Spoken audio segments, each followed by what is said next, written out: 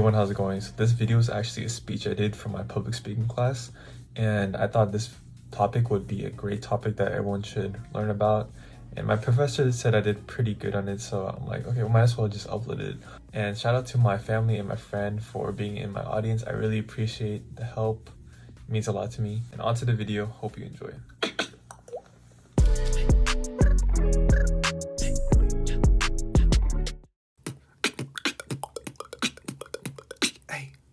Hey everyone, how's it going? My name is Jeb. And first, let's talk about a story of how I spent my first paycheck. After I graduated high school, I got my first job at Amazon, and I was very excited to finally make money. I've always imagined the endless possibilities of things I could buy as long as I worked hard for it. Haven't we ever thought at some point in our lives that if I can afford to buy something that I've always wanted, then I'd buy it in a heartbeat? That's exactly what I did when I got my first paycheck. I quickly decided that I wanted to buy the latest iPad Pro, and I realized that this job would allow me to work towards this goal. So once I saved up enough money for my first and several paychecks after that, I bought my iPad and I was very happy. But then I realized that I didn't have much money left in my bank account. Have you ever felt this pain when you spend a lot of money? According to a December 2019 GoBakingRates.com study, 69% of Americans have less than $1,000 in their savings account. The population of adults in California is approximately 24.6 million people. This means that during a strong economy, there are around 17 million adult Californians who do not have enough money saved up for an emergency expense. This is due to poor saving habits caused by lifestyle inflation.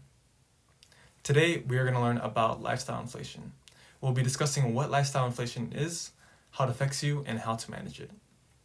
First, let's discuss what lifestyle inflation is. According to a June 22nd, 2020 article on Forbes, certified financial planner Kristen McKenna defined lifestyle inflation as the event that occurs when a person increases their expenses as a result of their rising income. She emphasized that if we increase the amount of money we spend when we make more money but fail to keep up with saving money, then we'll be in a worse position currently than we were at the time we had less income. The major cause of lifestyle inflation starts when a person tries to keep up with the Joneses, or in other words, their social circle. According to a February 21st, 2020 article on Ramsey Solutions, a company owned by personal finance advisor Dave Ramsey, stated that you should try to avoid comparing yourself and imitating your spending habits to the negative financial influence of others. We can be so easily convinced by the people we surround ourselves with that we'd often want to try to fit in with them. And as a result of that, we buy things that we don't necessarily need. For instance, when I bought my Nintendo Switch in 2019, 2 years prior to that, I had no intention of buying it, but my friends ultimately persuaded me to get it, and they won. Now that we discussed what lifestyle inflation is, let's talk about how it affects you. Lifestyle inflation primarily affects our mindset and our wealth. According to a July 19th, 2020 article on Investopedia, Will Kenton, an expert on money and culture with a master's degree in economics, explained that the reason why people buy more of their wants as a result of their rising income is because they believe that their purchases will make them happier. However, he later mentions that their purchases only makes them happier in the short run, and it ultimately doesn't fix their problems. I admit that whenever I bought something that I've always wanted, it has provided me short-term happiness before it either became normalized and integrated into my everyday life, or it just left somewhere in my house where I have no clue where it is. In a November 18th, 2020 article on Seeking Alpha, Rita Mora, a former banker with over 30 years of experience, stated that regardless of any of your new income levels, lifestyle inflation takes away the effectiveness of a rise in income because you would otherwise be still living paycheck to paycheck if you have never saved up or invested your money. So in the long term, when we assimilate to lifestyle inflation, it hinders our path towards living financially independent. And although it is decades away, it also stops us from retiring early if you wanted to. Now that we explored how lifestyle inflation affects you, let's discuss how we can manage it. Here are two effective ways, simple but effective ways that you can follow. According to an August 23rd, 2018 article on Forbes, Camilo Maldonado, a graduate from Harvard Business School, stated that the number one option in tackling lifestyle inflation is to simply create a budget. A budget allows us to keep track of our monthly expenses, and it ensures that we are within the limits of spending our money.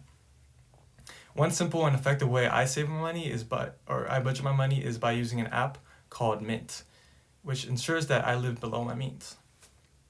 Another beneficial way to tackling lifestyle inflation is to differentiate your wants from your needs. According to a question and answer session on Ramsey Solutions, last accessed January 29th, 2021, Dave Ramsey stated that very few Americans actually struggle with needs, since the majority of us divert our attention in struggling to maintain our wants. When I was going to buy the latest iPhone, the iPhone 12, I decided to take a step back and realize what's more important in the long run. My iPhone 7 worked perfectly fine, and I realized that I can buy more important things such as groceries and exercise equipment, especially during these times, which would ultimately help me in the long run. Today, we learned about lifestyle inflation. We discussed what lifestyle inflation is, how it affects you, and how to manage it. We have truly embedded the culture of lifestyle inflation in our society, where as much as 69% of Americans, around 17 million Californians, have less than $1,000 in their savings account. The next time you leave your house, chances are highly likely that 7 out of 10 adults you pass by may be undergoing lifestyle inflation. We should do our best to ensure that we stay out of lifestyle inflation, because it will ultimately leave us to live paycheck to paycheck in the long term. So next time you receive your next paycheck in your current or future job, whether that may be next year or even next week, do what I initially did with my first paycheck.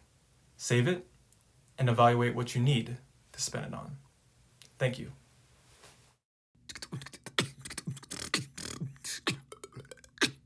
Hold up, this is a random encounter and I don't have no idea if this is a shiny. It looks like a different shade. But what? Okay, hold up. Shoot, wait, hold up. Is this actually a shiny? Okay, wait. Okay, I'll be right back. Alright, so I'm about to check. Okay, like I wasn't paying attention. I'm literally watching Survivor right now on my iPad. See, is that not a shiny? Idiot! Oh my gosh! Oh my gosh! It is a shiny. Oh my gosh! It is a shiny. No way! No.